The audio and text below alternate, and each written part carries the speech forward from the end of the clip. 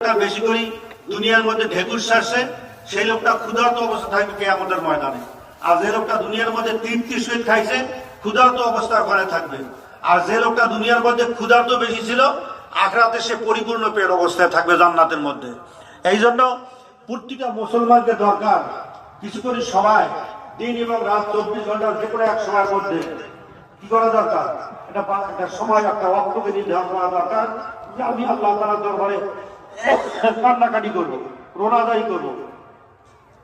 বান্দা যখন কান্নাকাটি করে তখন আল্লাহ পাকের আরশ ধুলে শুনবে, যে আরশ ঢুলতে থাকে আরশ দোলনার মতো ঢুলি করা শুরু করে। যখন বান্দার কান্না বন্ধ হয়ে যায় কাঁদতে কাঁদতে তখন আল্লাহ পাক তাকে মাফ করে দেয়। এই জন্য ভাই কান্নার অভ্যাস খুব বেশি করি দুনিয়ার মধ্যে। এখন বড় আশ্চর্য লাগে, মানুষ কিন্তু কাঁদতে জানে না, বেশি করে হাসে বেশি করে মানুষ দুনিয়ার মধ্যে।